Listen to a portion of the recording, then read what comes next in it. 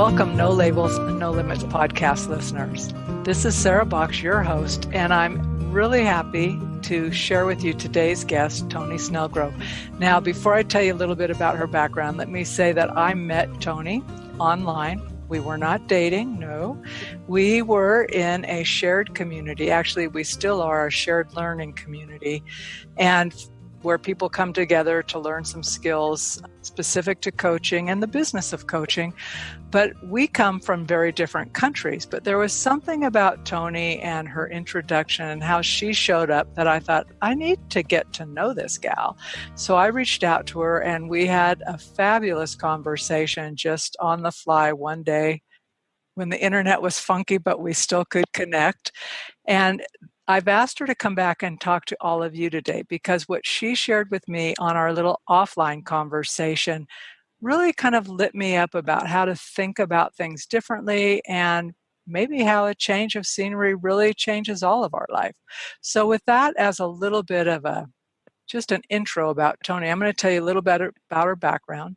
She is the founder and principal of Snelgrove and Associates, and for nearly 2 decades now, she's helped executive and managers lead happy and influential lives by design rather than by default.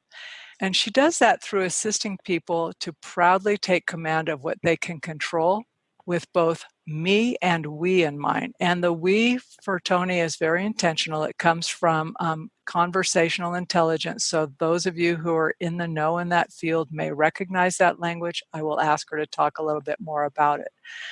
A couple of years ago, though, she took a sabbatical. And I'm going to ask her to talk about that as well, because that is the piece when she said she came back from that, it really helped kind of connect the dots for her and shift how she works. So, Toni, with that as a little introduction, tell folks a little bit more about yourself and where you are joining us from today. Okay. A little bit about myself. Had been a registered psychologist by background for 30 odd years. And prior to me going overseas, I decided to hang up that piece and no longer be one. And that was quite big for me in terms of identity. So I just stayed with being a credentialed coach. I'm phoning in from Auckland, New Zealand, and my business is based in Auckland. So we explain a little bit about conversational intelligence and how that informs some of the work that you do today. Mm-hmm. That's a pretty big question, and I'll do my best. What it is really is a domain of knowledge created by Judith E. Glaser, and I was very fortunate to be the 2017 cohort. It was pretty much its second year, and it's very much about co-creating a better future with others, with transparency, with really importance of relationships, understanding, a view of mutual success. And rather than transactional or positional, it's very much about transformational conversations. And you can have those at any time. You don't have to force it. And that's what really makes life very, very satisfying. So it's entirely changed my practice, because I realise that I can introduce those concepts into my coaching conversations with some really great results where people have very high ownership for what they're about to do. And we've co-created it, but they're certainly the master of it. So when you talk about co-creation in that sense, is it you and your client, or could your client be a team that you are helping them co-create together? Yes, it's all of the above. Conversational intelligence is very broad, and so I've used it one-on-ones where I co-create with the individual coachee. I'm very privileged at the moment to have worked with a high-performing team that wants to get even better, senior team, over the last year, meeting monthly. And I'm very transparent, because that's one of the philosophies, very transparent about what the tools and techniques are and why they work, because it's based on neuroscience. And so, for example, rather than forcing people to check in and disclose all, it's very much a softer introduction with ways of working that you pre-agree. And for example, let's get into pairs now with people that you know. So this team is one of, they're a membership of 9. Get into pairs and just talk about something that has been a real win for you, a real success of late. Because we're very tempted to talk about what's not going wrong, what's not going right. And so what we focus on grows, and that's neuroscience talking now. So you can use these tools with a myriad of situations, Sarah. Individually, team, and even public workshop. Very, very powerful. Well, and that's such an interesting observation, because you're right. It is much quicker for folks to default, myself included, to like when someone says, how's it going? And I can tell you the things that I didn't quite hit the mark on today, but I have to pause and think, that was a win, that was a win, and that was a win, because it is kind of a default. So that just even that softer introduction is very, could be very moving of a group or of an individual. Oh, it is. And it really helps people become very authentic, very present. And the other day I coupled it with a simple breathing meditation exercise. And a year ago they would have probably balked at that, because their discipline is engineering and very typically black and white, but it was accepted very well. And that's through a building trust over time. But I do get initially quite a lot of flack about what we focus on grows, and let's not talk about the bad stuff. Let's just talk about the good stuff. That Pollyanna attitude, oh, nothing's bad in the world. It's not that. It says neurologically, when we're focusing on our success and our conditions for success, that's what grows in terms of the neurotransmitters and the connections in our head. So we're much more likely to return to that success place, and we can launch and co-create further success from there. It's based on neuroscience. It's not based on sort of a Pollyanna attitude to life. And isn't it true that the more I think in that way, I start to rewire kind of my default thinking? Right. That's exactly right, Sarah. And what fires together at the time, my association of success with a particular presentation I gave and what made it so powerful, for example, what fires together wires together, so that my fear of presentation becomes far less, because I remember very clearly my success pivots. But if we don't reflect on our success, it'll just be a future grind full of potentially landmines.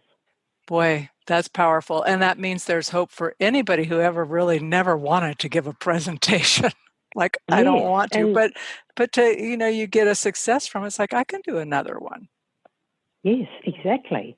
And I remember having been there myself. And in those days we used, are you familiar with the term overhead projector?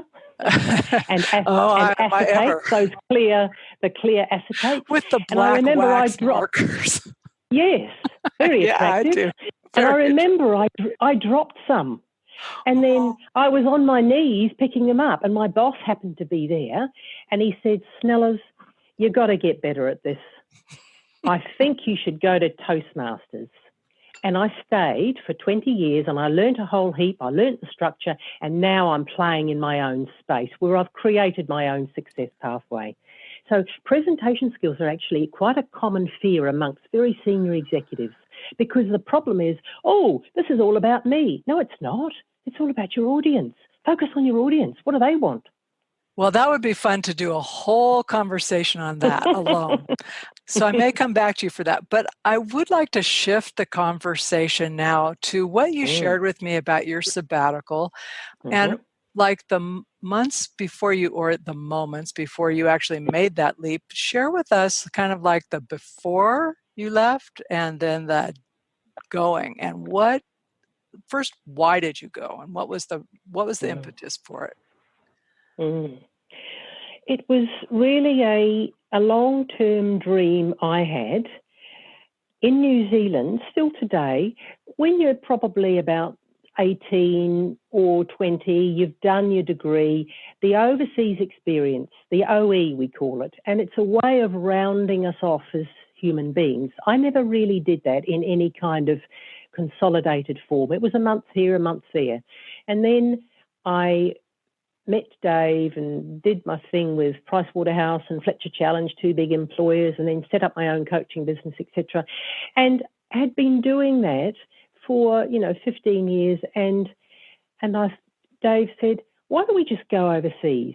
You've been with this partnership for a good couple of years. It's not as rewarding as it used to be. Now's an opportunity. Gosh, we're mentally healthy. We're physically fit. We've got some cash reserves. I mean, why not just do it? And you could say, well, gosh, we're potentially near retirement. You should be saving your money. Well, you don't know when you're going to die. If we did, then it'd be a whole lot easier in terms of our financial planning. So it was a long-term dream that I'd had.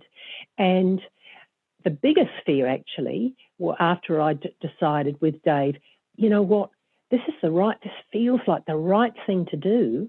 The biggest fear for me was telling my family. I'm the middle child of 6. In those days, last year, one of my sisters unexpectedly died. But in those days, I was one of 6, kind of middle child, if you will.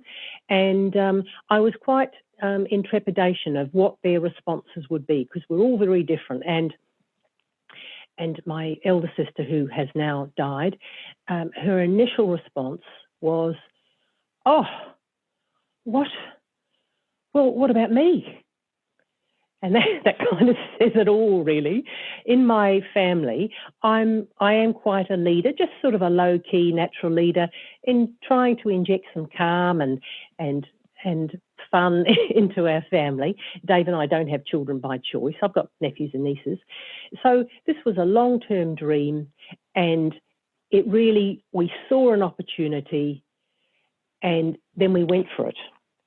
And after that decision was made, we then said, okay, well, what do we fit for purpose plan? That's what I've really learned from this. I'm a planner by nature. I like structure, but you know what? Some things you can't plan for. So it was a fit for purpose plan. How long? Well, what's the budget? How long? We can do a salubrious trip and make it 2 months, or we can do something that's a little bit more modest and make it up to 2 years. And then what country would we visit first? What are the context is, what are the countries whereby it's harder to get in and they want you out as soon as possible? So China was the first on our list of going there.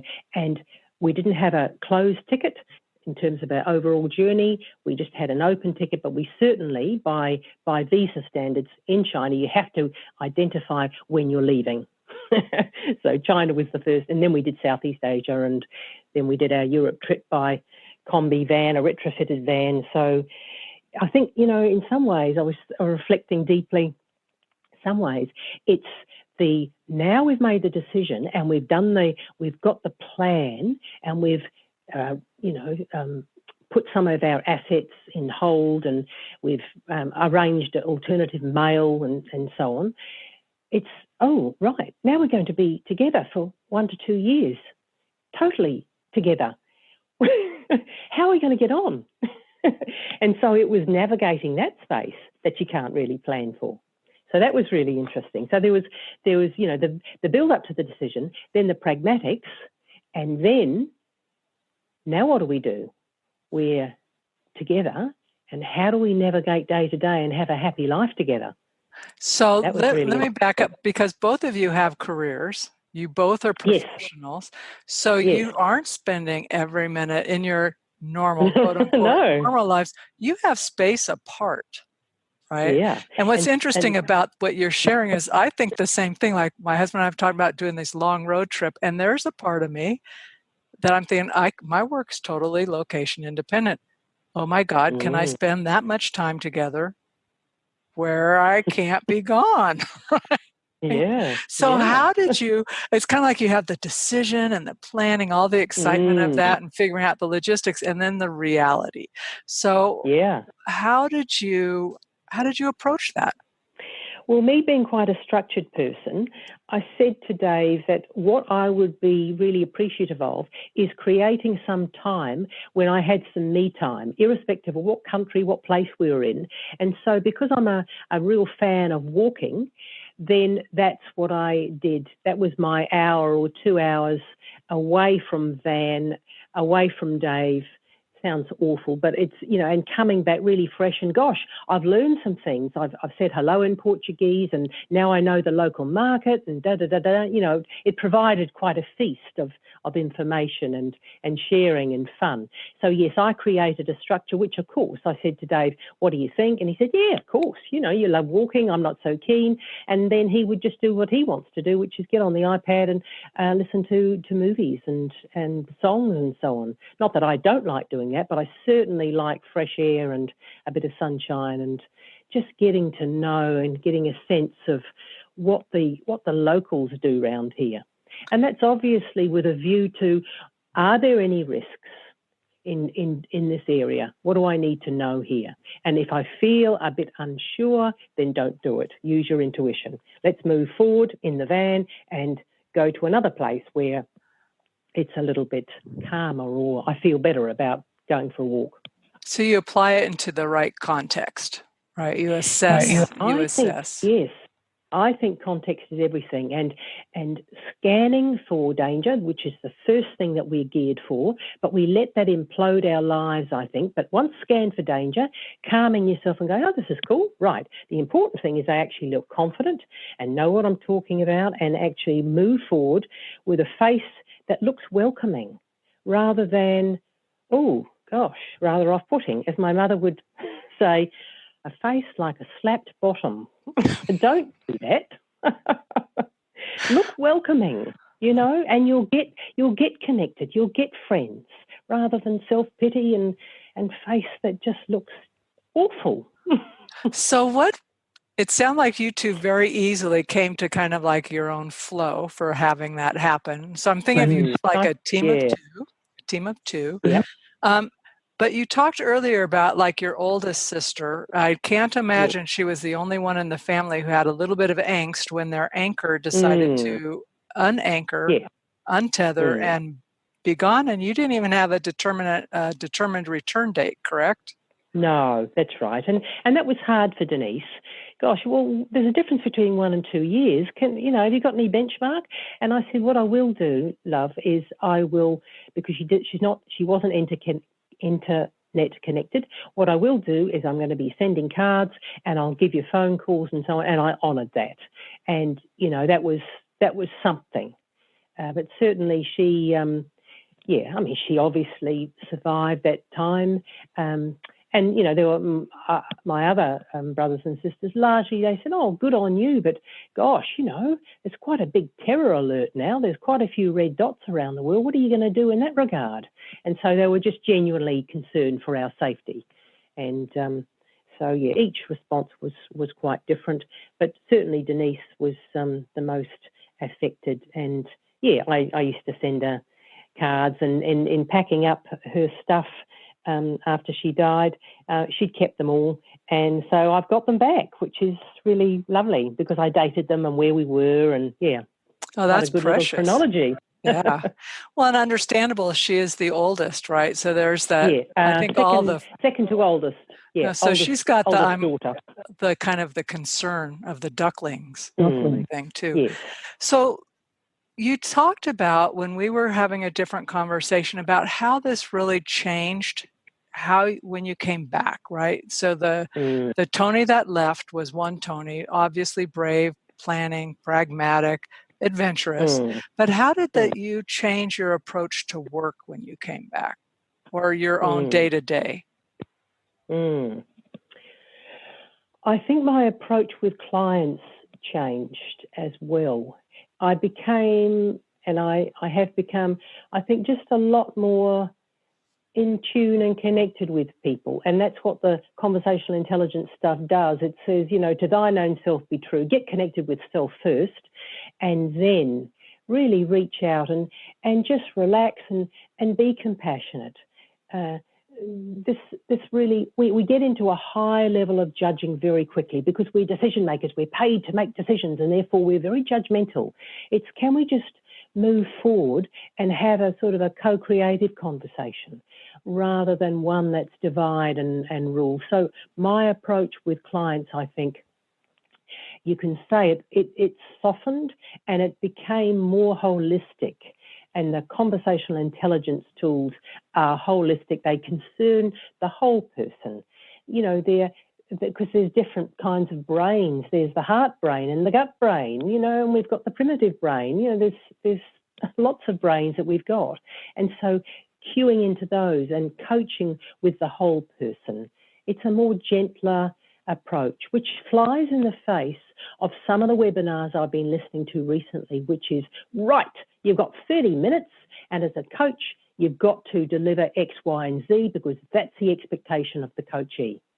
So it flies in the face of that. And that means that my niche is not of those people. It's more those people who are in it for the long haul, have an approach to learning and development and bettering self, which is a long burn rather than a quick fix. It is a long burn, isn't it? That's my personal perspective. But I know who thriving fellow coaches who that's what they do. Half-hour segments, they fit in about 7 of those a day, and it's very much about, right, what do you work on today? What value can I add? How do we frame the conversation? What tools, techniques? Let's go for it. Toni, do you feel that's driven by the type of person who is seeking the coaching, or is that a construct that's applied to everybody?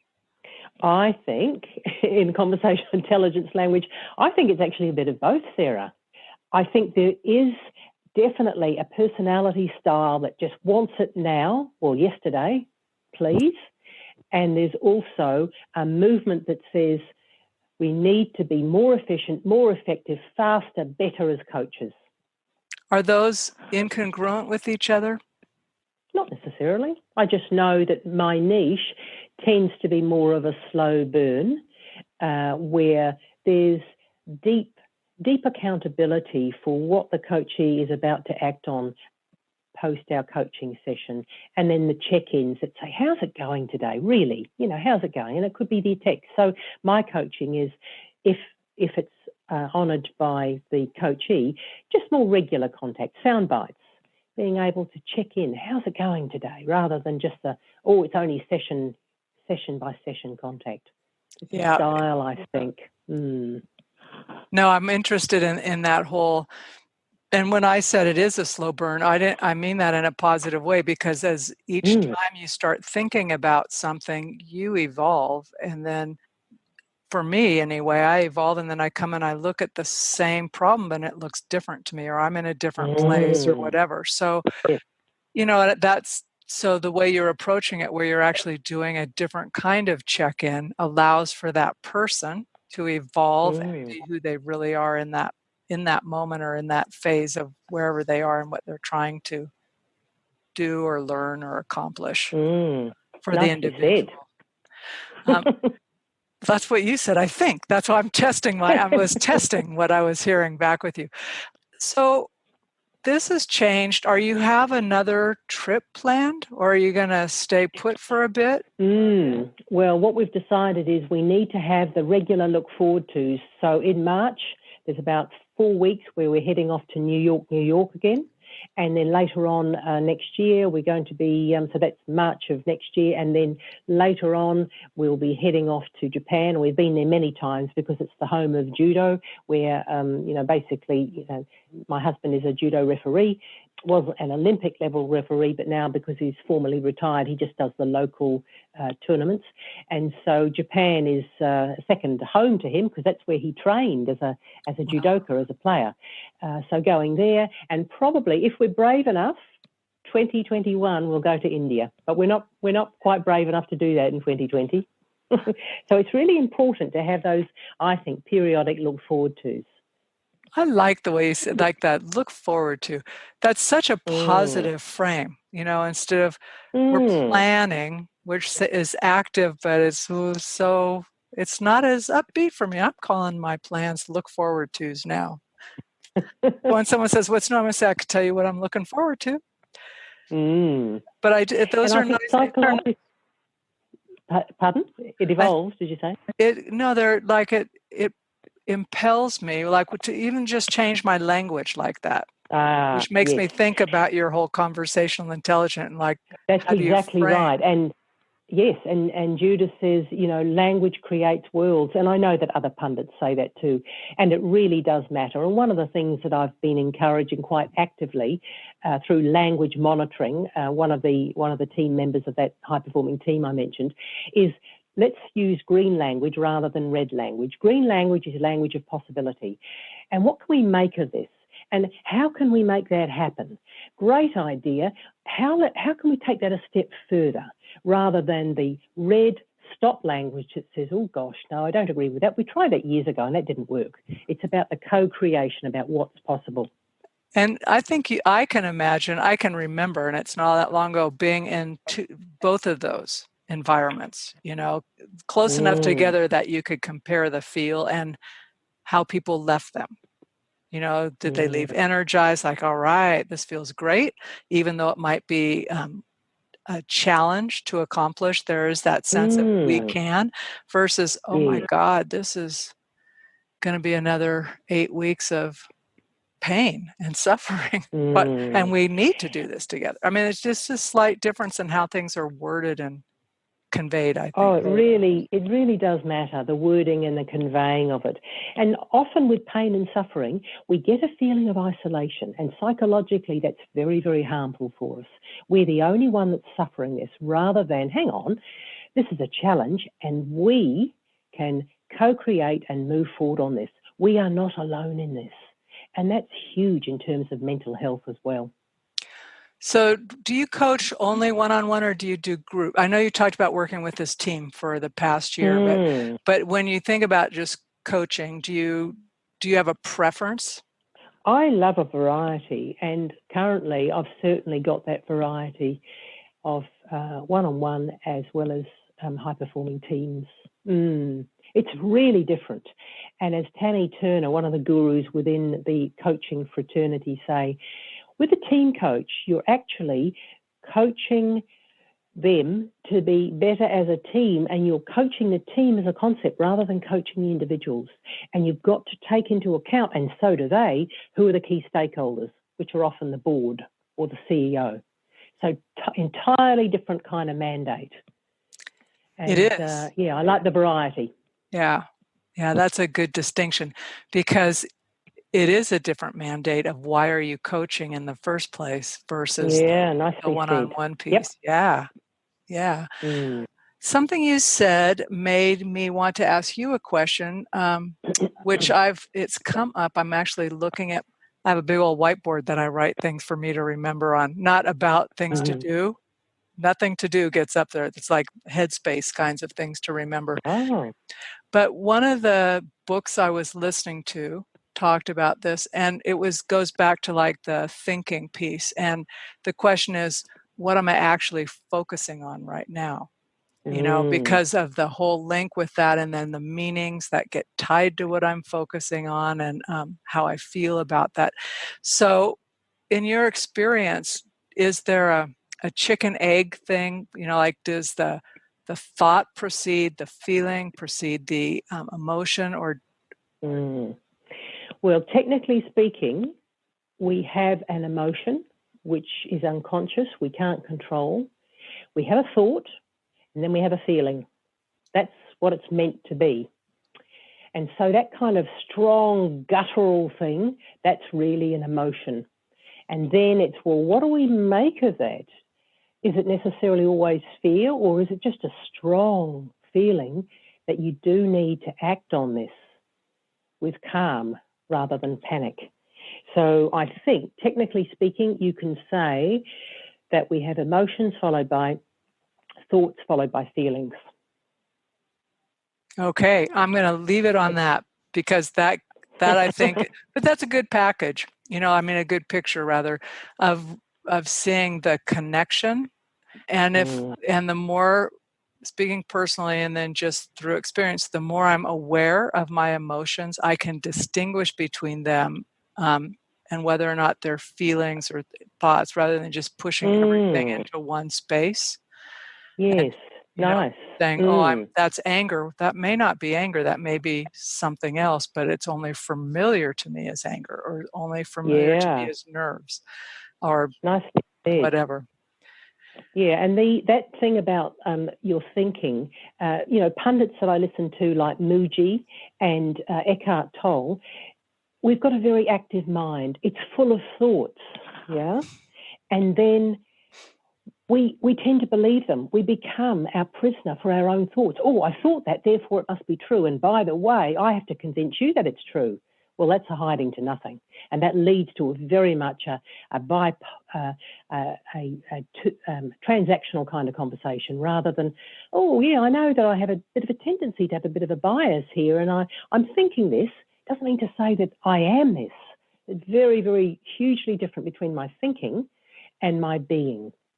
And don't believe what you think, basically. Okay, that's a tweetable moment. If I were a good tweeter, I would tweet it. I am not. So, Toni, let me ask you, is there something in particular that you want our audience to know or find out that something you're doing that they could go and look at or read from you? Well, I've recommitted to blogging every couple of months, and I've done those blogs quite carefully. So just having a look online, www.snelgrove.co.nz, and having a look at my blogs. Having a look at the conversational intelligence material. It's quite accessible. There's lots of YouTube videos about it through Judith E. Glaser. She talks very compellingly about its power, and I've got lots of case studies too. So getting interested, because I really believe that's such a refreshing way forward. What is our common? This is another phrase. What is our common ground here, rather than what are our differences? And that does not deny diversity, but my belief, and I know Judith's is we begin with inclusion followed by diversity. So I would say just have a look at the last couple of blogs of my website and get an understanding of the conversational intelligence literature too. We will put links to your website, to your blog, and to the conversational intelligence, Judith E. Glaser's kind of like landing of that information. People can poke around and find more from there. And I want to thank you for being a guest on the podcast. So listeners, you may know I'm in the western part of the U.S. on Pacific time. Toni's in New Zealand. She's a day ahead of us, which scheduling this was kind of a little mind-blowing for me. It's like, will it be 2 a.m. for me or Toni? And who's willing to get up that early? Neither. So we found something that worked. But anyway, it's been a pleasure speaking with you. And I will see you, as they say, on the webs in our learning community. Coming up very soon. Yeah, right around the corner. Yeah. Oh, well, thank you, Sarah. Thanks for listening and also being so articulate with rounding off some of my more random phrases. I don't think they're random, but my pleasure. So thanks so much, and I'll be in touch later. Well, that's it for this week's edition of the No Labels, No Limits podcast. We hope you liked what you heard, and if you did, we ask that you go over to iTunes, Stitcher, Spotify, or wherever else you listen to the podcast and leave us a rating and review. If you know someone who would enjoy this podcast, please be sure to share. And until next time, have a great week living a no labels, no limits, and no excuses life.